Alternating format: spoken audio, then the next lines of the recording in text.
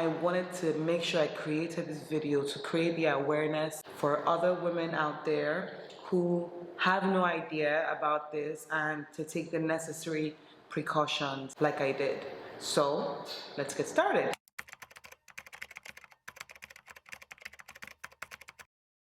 Hey guys, welcome back to another video. If this is your first time tuning in, please do me the honor of hitting the subscribe button down below to subscribe to more juicy content from moi. You know, it's one thing to talk about a near-death experience, and it's another thing to live through a near-death experience. In my second trimester, about 28 to 29 weeks, I was just ending my second trimester and just about to enter my third trimester. And for my first trimester, I filmed my first video at the end of my first trimester. So I was about to film a video for my second trimester and I noticed energy depletion. So my energy got back up in second trimester, but it depleted towards the end. So I just assumed it was part of pregnancy, or it was the change from second trimester to third trimester, because from research I saw that a lot of stuff happened like that. So I just assumed it was part of pregnancy. And the day I noticed depletion in energy when I was gonna film was a Saturday. The next day I woke up with spots in my eyes. This was, entering 29 weeks. I woke up with spots in my eyes. It was like dark spots that were moving around. Like I would look here and it would move. I would look here and it would move. So I called my midwife and I told her, you know, this is what's going on. And she asked me, do you have a headache? I said, no. She said, okay, this is part of pregnancy, probably part of pregnancy. She asked me to check my blood pressure. My blood pressure was fine. She said, yeah, it's definitely part of pregnancy. Your eyes sort of deteriorate, or if you're like wearing glasses, your eyesight gets worse when you're pregnant. So she just said it's probably just part of pregnancy and I should not think too much into it. Just get some rest. And I said, okay. The spots faded up during the day and I was like, okay, you know what, it's probably just part of pregnancy. And I moved on. During the week, I didn't get my energy back. I would notice that I was extremely tired. I only had energy to like walk to the toilet and back to my bed. I didn't even have energy to shower. And I noticed that it wasn't going away. So on Wednesday, I call my mom and I tell her I'm not feeling fine. I don't feel good. She's like, oh no, it's part of pregnancy. You have nothing to worry about. Just make sure you're resting, you're eating, you're taking your prenatal meds and everything will be fine. My grandma was with her. My grandma was like, I shouldn't complain. I'm growing a life inside of me. It's an actual human being. So it's going to definitely take a toll on my body and, you know, stuff like that. And I was like, okay, you know what? These women are more experienced than I am, so I definitely should listen to them. And I did. By Friday, I was still feeling sick. And I remember telling my husband that afternoon, like, I don't feel right. And the sickness had now deteriorated to me having Braxton Hicks contractions. And now my Braxton Hicks contractions weren't the normal Braxton Hicks contractions. Like it should have ended like after like 1 or 2 contractions, but my contractions were like back to back. Like I was having contractions back to back to back. Like at some point I thought that I was actually in labor, and my husband was, you know, trying to encourage me to like, you know, just understand it's probably just part of pregnancy and stuff. And then by the evening time, when he saw I wasn't getting better, he said, okay, this isn't normal.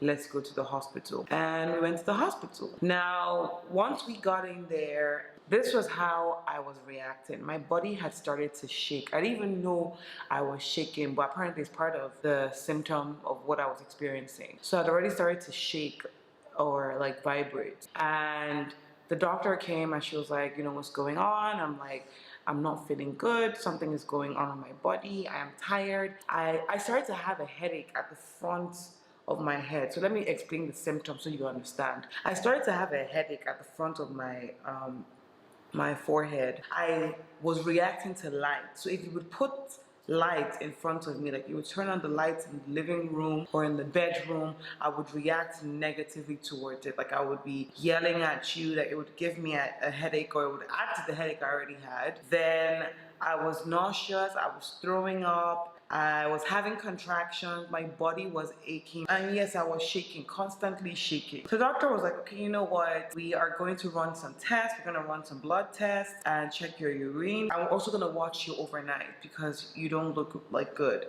And I said, okay, no problem. Now, as soon as they put the IV plug into my vein, this is how I reacted. They first took out the blood. I was still shaking, but it wasn't as bad. The doctor told me it was water, but I assumed it was something else. It was a clear substance in a syringe, and she told me it was water.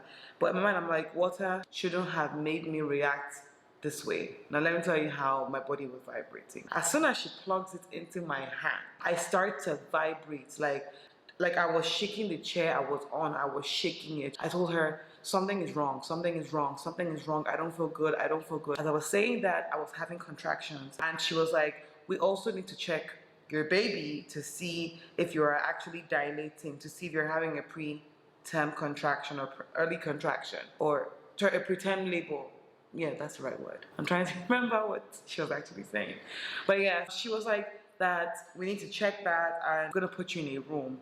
Now, because I was vibrating so bad, they were calling the nurses, like, get her room ready. She needs to rest, she needs to lie down. As soon as she's done, I'm there shaking. My husband is trying to calm me down. I'm like, I don't feel good, I don't feel good. I'm like crying and hyperventilating and everything. And they take me to my room. And I'm still there reacting for about 30 minutes, rolling on the bed. I'm almost at the point of standing up. I'm pacing around the room because I'm not comfortable. And then the doctor comes in and she's like, I'm gonna give you some antibiotics. We're still running your blood test, but we should get the results tonight.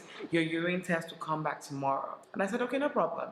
As soon as she puts in the antibiotics, my body starts to calm down. And then in like 30, 40 minutes, I sleep off. Now the following day, my husband wakes me up and we're trying to figure out, what was actually happening. And he takes a picture of me, sends it to his family group chat, and sends it to me, and I send it to my family group chat. And I remember my mom and my dad like asking what happened, how did I get to the hospital? And then my grandma calls me, and then my grandma is like, this is about 7 a.m. in the morning. And she's flipping out on me. She's like, why did you go to the hospital? It's not every situation that makes you go to the hospital. Why are you going to the hospital? You're growing a life inside of you. This is what other women have done. You're supposed to endure it. Really going at me.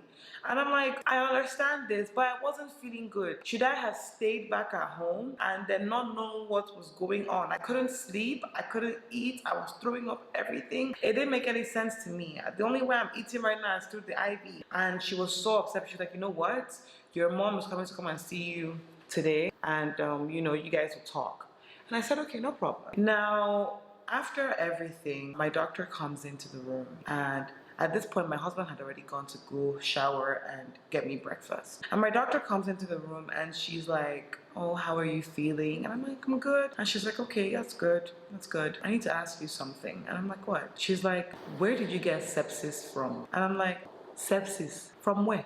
And she's like, we got your blood test, your results. Now, your white blood cell count was very high. And I said, what do you mean by high? She's like, it should be around 40 to 60 for a normal human being. Yours was over 200. So it means that your body was fighting off an infection. And then she's like, I went through your file. Towards my first trimester, I had a UTI. If you don't know what UTI is, it's a urinary tract infection. And it's very common for pregnant women to get these. It's very common for women to get this in general, but once you're pregnant, you can't share toilets with everybody, because once you do that, you're catching all sorts of things down there. So I had a UTI that the hospital was treating for, and they gave me antibiotics for that. Now she was like, based on your file, I see that you had a UTI, and from the looks of it, it doesn't seem like it cleared up. So now it looks like your body was fighting off the infection, but it didn't know where the infection was coming from. So it was fighting everything else in your body, which is what was making you feel sick and dizzy. And I said, I'm just curious, what are the symptoms of sepsis? And she's like, yeah, you would have a headache, you would be dizzy, you'd be tired, you want to sleep, fatigue. And I said, but all these are symptoms of pregnancy. She said, yes. So that's why it's very dangerous for pregnant women to have this, because they don't know when they have it, they just assume it's part of the pregnancy symptoms. So she just tells me, you know, what to do after, what she tells me how I should always shower, like if I can 3 times a day even. And, you know, I should change my entire underwear. I had to throw out my underwear, all the underwear I had to throw everything out. She's like, something is making this reoccur in your system. You need to make sure that you have discarded everything that could have triggered this UTI. I said, okay, no problem. So while the doctor is telling me this, she now goes on to say, it's a good thing you actually came in when you did, because from the looks of things, it was that your body was fighting off this infection, and if you hadn't come in when you did, it would have started to fight off your organs, and it would have led to organ failure and death. So it's a good thing you came in when you did, because that would have gone left. Now I call my husband and I tell him what's going on, and he's freaking out. He's like, where did you get sepsis from? Like, we're trying to figure out what could have caused this. And while we're doing that, I send a chat to my family group chat telling them what's actually going on. My dad was freaking out. He was like, how, where, what, that please, you should make sure that you stay there for as long as they need you to, that where's your mom? My mom sees the chat and then responds, oh, we are on our way to go and see her. We're making food for her. So I assumed she saw the chats, and I said, no problem. So my mom didn't show up till like 5 o'clock, 4 p.m., 5 p.m. And when she did, she came with the food. And I'm like, oh, you're just coming now. She's like, oh, that my grandma was actually making the food, and she had to go to the mainland to go and see a friend of hers. She went for a condolence visit. And I was like, who died? And she's like, I don't know if I should tell you.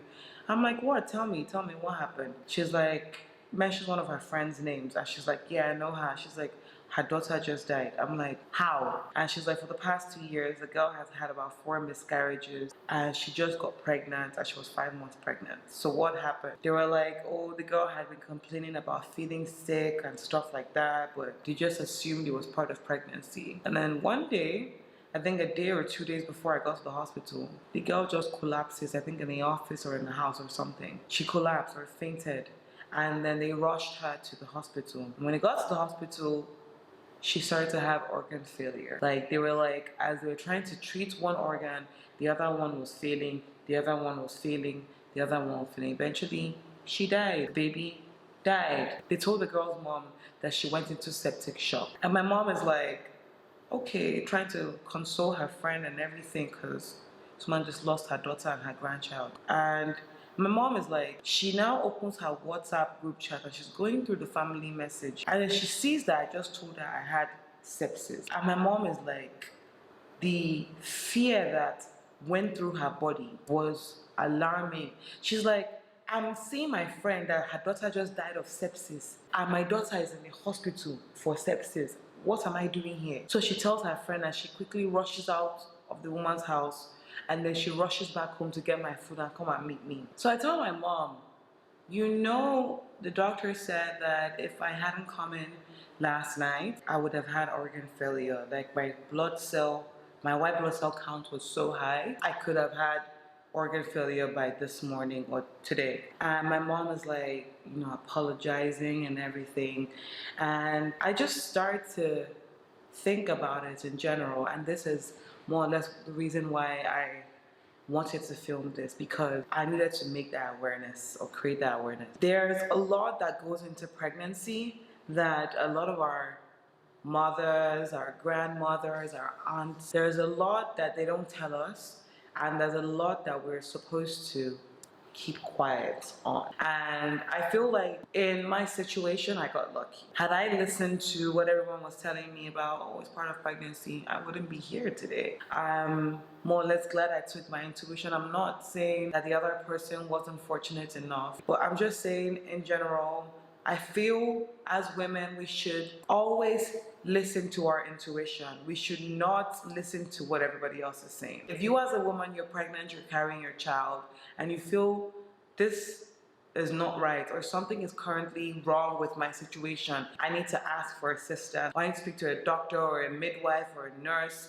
please do. If you listen to what everybody's telling you, you're not going to probably have confidence in your own self-will. Thank God I had good people that supported me, that let me understand that, look, regardless of anything, you need to understand that your body comes first, your baby comes first. Nobody else matters. It is what you want. Please listen to your body, listen to what your baby's telling you, listen to what your pregnancy is telling you, because when you feel something isn't right, speak up. As women, we need to talk about our pregnancies.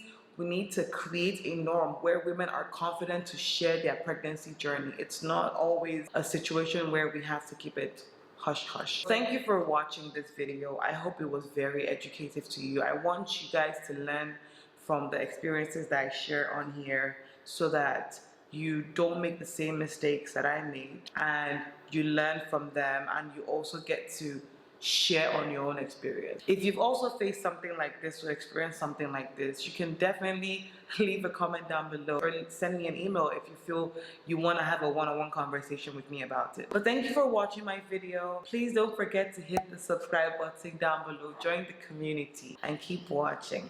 Bye guys.